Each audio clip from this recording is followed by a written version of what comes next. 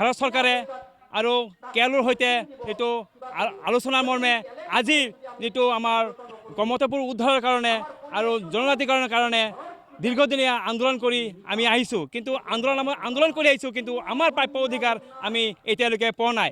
সেয়েহে আমি সিদ্ধান্ত লৈছোঁ যে আগন্তুক 9 নৱেম্বৰত বঙাইগাঁৱত বিশাল প্ৰতিবাদী গণসমাৱেশৰ এটা আয়োজন কৰিছোঁ।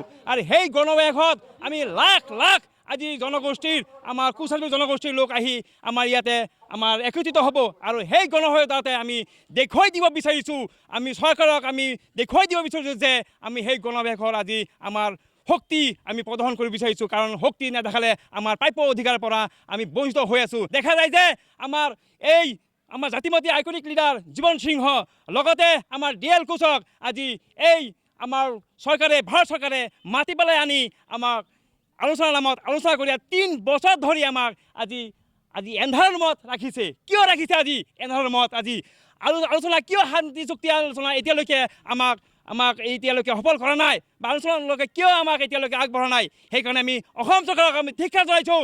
অসম চৰকাৰ সতৰ্ক হৈ থাকক। আগন্তুক দিনৰ কাৰণে অসম চৰকাৰক এটাই সকীয়াই দিব বিচাৰিছোঁ যে অসম জ্বলিব, ধাও ধাওকৈ জ্বলিব। সাৱধান অসম চৰকাৰ। কুচ-ৰাজবংশী জাতিক যদি জনজাতিকৰণ নিদিয়ে 25ৰ ভিতৰতে ৰক্তাক্ত হ'ব। আৰু এইটো কথা মই আজিৰ এই সাংবাদিকৰ জৰিয়তে আৰু আমাৰ সভাৰ জৰিয়তে মই অসম চৰকাৰক মই ক'ব বিচাৰিছোঁ যে সাৱধান হৈ যাওক। আৰু কুচাৰী জনগোষ্ঠীক এই অতি সোনকালে আমাক জনজাতিকৰণ মৰ্যাদা দিয়ক, নহ'লে অন্যথা অসমখন ৰক্তাক্ত হৈ যাব।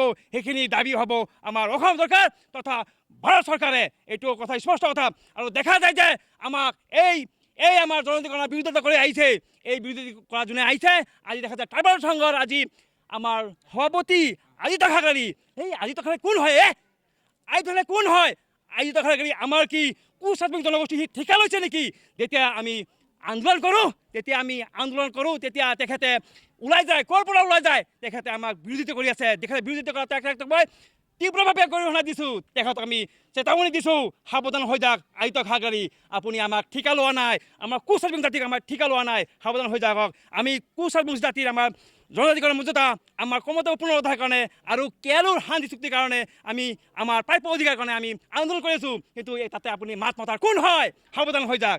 আমি সেইকাৰণে চৰকাৰক আহ্বান জনাইছোঁ যে আগন্তুক দিনৰ কাৰণে আমাৰ 2025ৰ ভিতৰতে যদি কুচ-ৰাজবংশী জনগোষ্ঠীক যদি জনজাতিকৰণ নিদিয়ে, তেতিয়াহ'লে অসমখন ধাও ধাওকৈ জ্বলিব, ৰক্তাক্ত হ'ব।